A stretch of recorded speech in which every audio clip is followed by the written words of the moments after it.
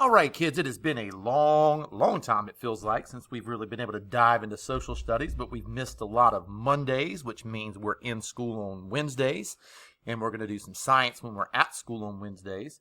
We had a long Christmas break.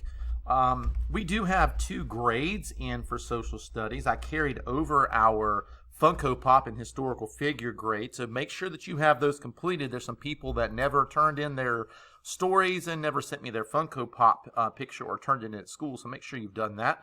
And so as we're looking at this, I know we had talked about the French and Indian War, and during that time, kind of over like in this area right here, obviously Britain had won the war against the French, and the French had to give up a lot of land during that time. But one thing that they owned was something that was extremely important. It was actually Louisiana, and more importantly, the port that was located there, and that's where the Mississippi River was, and that's how a lot of goods and services and people through transportation means were moved throughout the mid-United States. Well, it wasn't the United States yet, but would be soon. And as we get into this, we have to start thinking that this is after the Revolution. This is after the Revolution has happened. So the American Revolution has happened. Remember, we got mad about a bunch of taxes, and we had the Boston Tea Party. And then after the Boston Tea Party, America finally said, "Nah, that's it. We're going to be on our own." And we went through the American Revolution, and here it is. We're no longer just 13 colonies. We are now our own nation.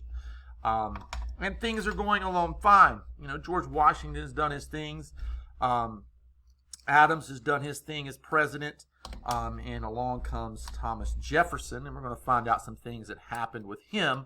And one of the most important things is going to be this thing called the Louisiana Purchase. But let's get a little bit of backstory about the Louisiana Purchase and things that were happening just before that. And we're going to talk about New Orleans. If we're talking about Louisiana, New Orleans was the most important part of that. And I want to get into some long names. As I was going through this, and I kept seeing this Rene Robert Cavalier, and I thought this Sieur de la Salle at the end, I thought there was like a second person. But I kept seeing them all kind of combined together. And I was like, I have no idea what Sieur de la Salle is. I just don't know what that is. And so I finally looked it up, and it means Sir of the Room. And the more I studied it, it's like a very fancy way of calling somebody Mister. It's just really giving them a very fancy title. Sieur de la Salle, Sir of the Room.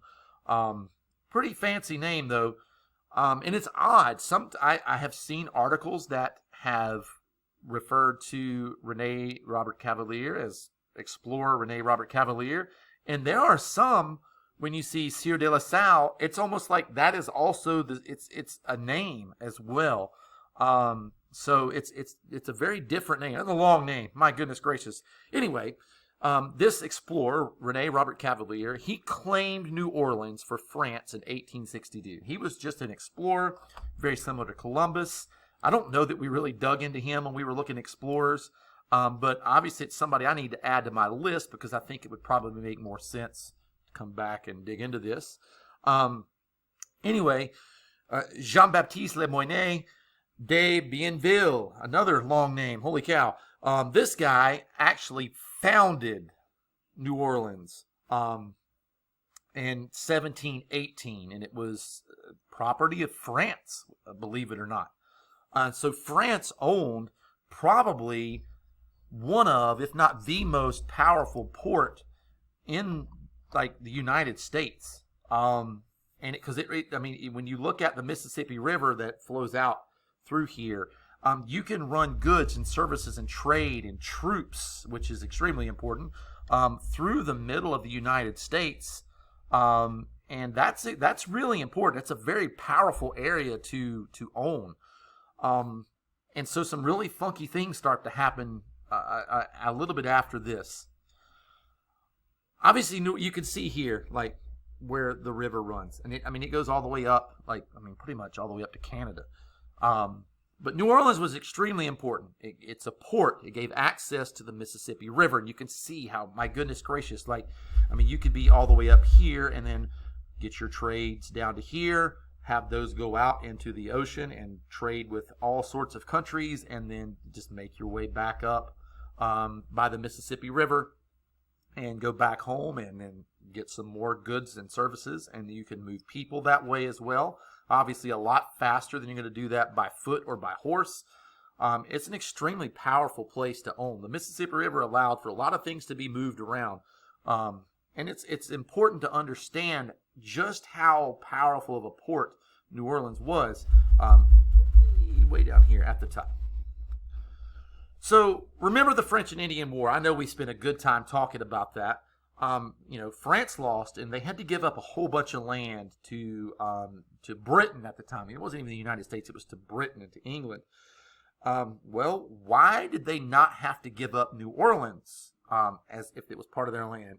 And boy, oh boy, as we dig into this, the French, oh boy, were they sneaky, sneaky, sneaky.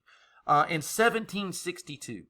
Just before the French and Indian War is over, and they signed the Treaty of Paris, which is where all of that land was given away.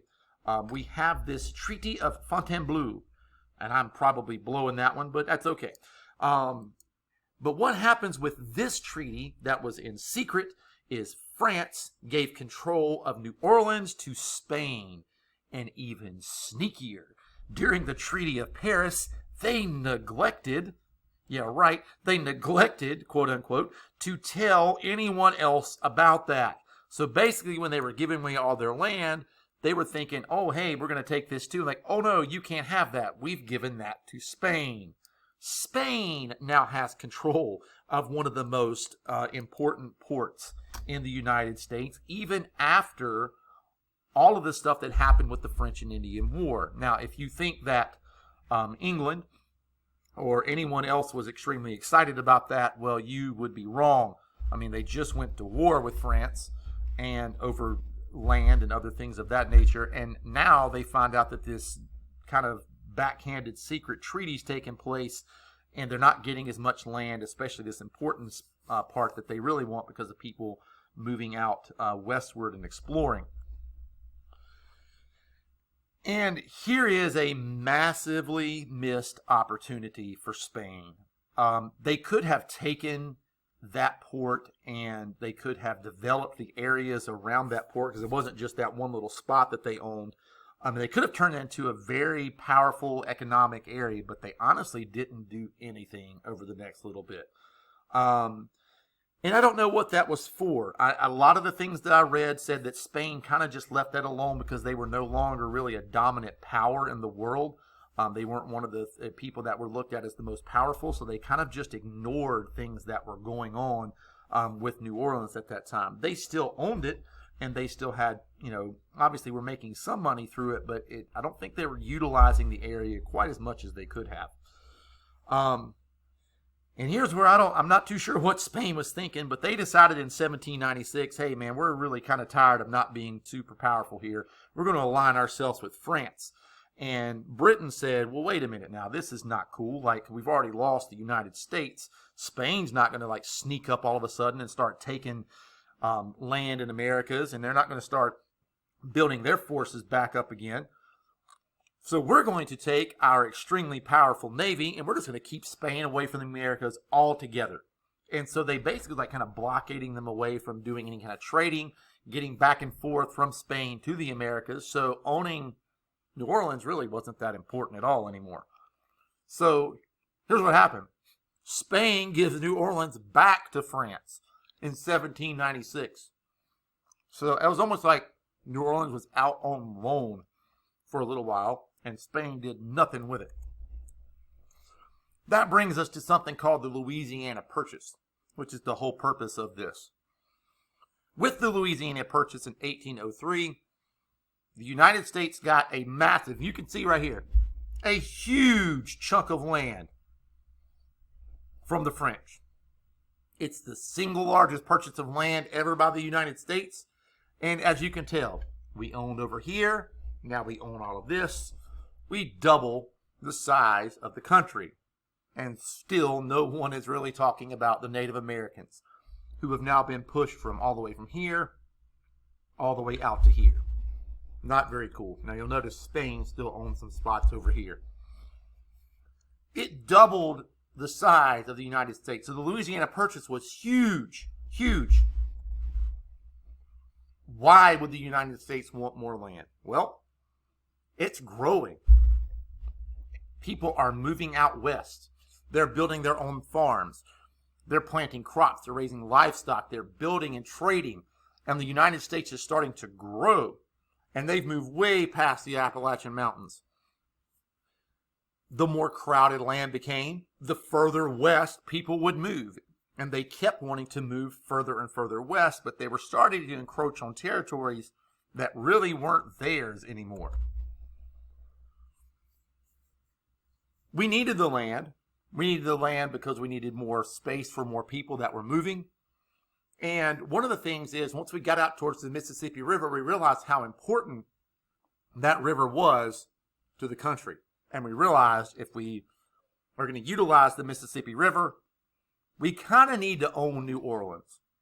If we don't own New Orleans, whoever owns New Orleans is going to control all of the trade going through. If we ever need to move troops back through the United States again, they're going to control that, at least in the middle of the United States, as far as using the Mississippi River.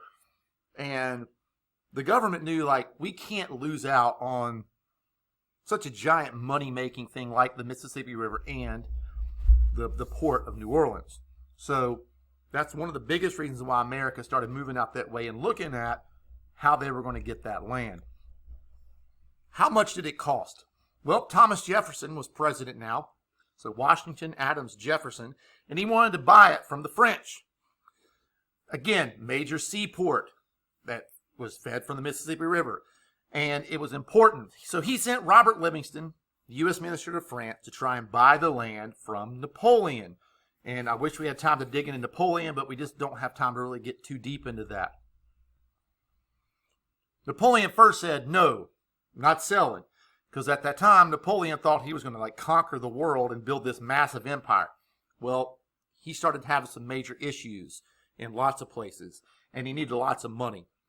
James Monroe traveled from France to work with Robert Livingston, and in 1803, Napoleon offered to sell the entire Louisiana Purchase to the United States for $15 million. Now, I thought you're thinking, $15 million, Mr. B, that's a lot of money. For all of that land, it is ridiculously cheap. Unbelievably cheap for how much they paid for that amount of land.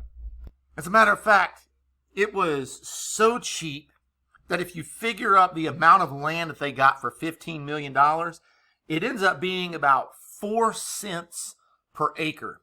Now go talk to your parents real quick and say, hey, Mom and Dad, if you could buy land for 4 cents an acre, would you do it? And you watch them look at you like you've lost your mind.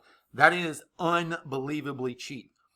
Yet again, somehow the United States is just ripping people off, and Napoleon must have really needed money. I mean, this is like taking your land to the pawn shop. You are getting ripped off big time. And so here they are getting a massive, they're doubling the size of the United States for 4 cents an acre. So I'm pretty certain that they were going to do that. 828,000 square miles. This later becomes 15 states in the United States. So that kind of gives you an idea of how large the Louisiana Purchase was. At the time, believe it or not, many people in the United States, like in the government, were angered at the Louisiana Purchase. They thought Jefferson didn't even have the right to make such a large purchase of land. And they thought we would be at war with Spain over the land soon. The purchase was almost canceled by Congress, but as you can see down here, it narrowly, by 59 to 57 vote, was passed by Congress, and thank goodness they passed that, because that's doubling the size of the United States for 4 cents an acre. I don't know who was arguing against that, unless they were fearing a big war with Spain. Could have been the only reason why. I would imagine somebody would go against that. But we'll talk about some other reasons why they weren't for that in our next installation of the Louisiana Purchase, which will take place next week. That is it for now. knock out that super easy quiz at the end of this. Smash the like button and subscribe, and I will see you soon.